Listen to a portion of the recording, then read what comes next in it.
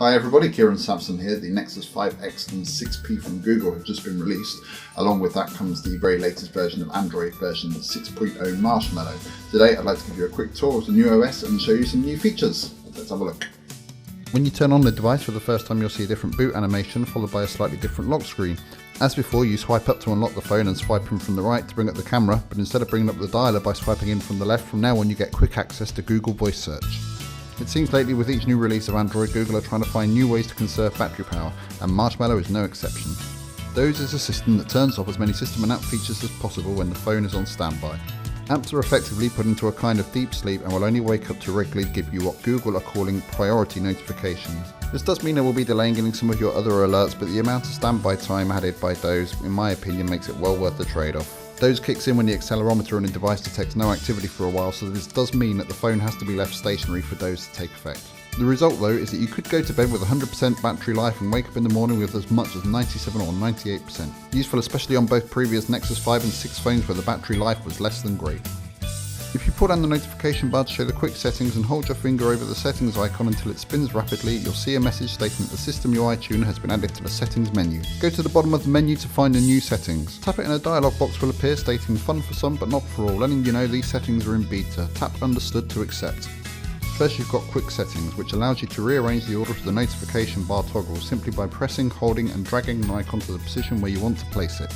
Next you have status bar, which allows you to set what information such as battery life and Wi-Fi connectivity you want to display in the status bar. All are on by default and I'm not sure what the point would be in turning any of these off as they only display what's relevant anyway. Next we have battery percentage, a simple toggle that lets you display the battery life as a percentage over the battery icon.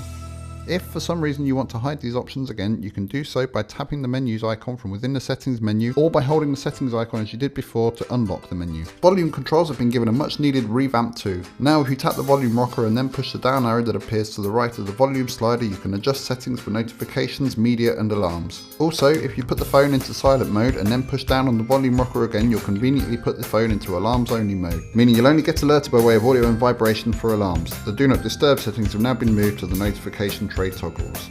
Google Now on tap is a great extension of the already brilliant Google Now. To activate it, you simply press and hold the home button. Google Now will then analyse the contents of your screen and display information related to it. So for example, if someone sends you a text inviting you out for dinner somewhere, holding down the home button while the text is displayed on the screen will allow Google Now to bring up information about that restaurant, for example directions or reviews. Now on tap is definitely a feature in its early stages and at the moment it's a bit hit or miss, but I think this will become more useful as it develops, just as Google Now itself has. The way app permissions work in Android 6.0 has also been given a revamp. On previous versions of Android, app permissions were set when you installed an app and that was it, leaving many users quite rightly concerned about the security of their devices. Now however, it's not until an app needs a certain permission that it will ask for it, meaning that you can allow or deny each type of permission to an app. You can even go back and change them at a later date, meaning you can revoke permissions you previously granted to an app if you change your mind, making your device much more secure.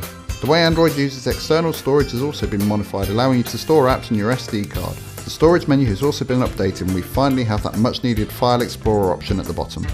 Updates to the Google Now launcher have also introduced some new interface tweaks to Android, such as the vertical scrolling app drawer. Also there's a feature that allows you to search for apps by name. However, as these interface tweaks are part of the launcher and not part of Android themselves, you'll also see them on previous versions of Android if you're using the Google Now launcher.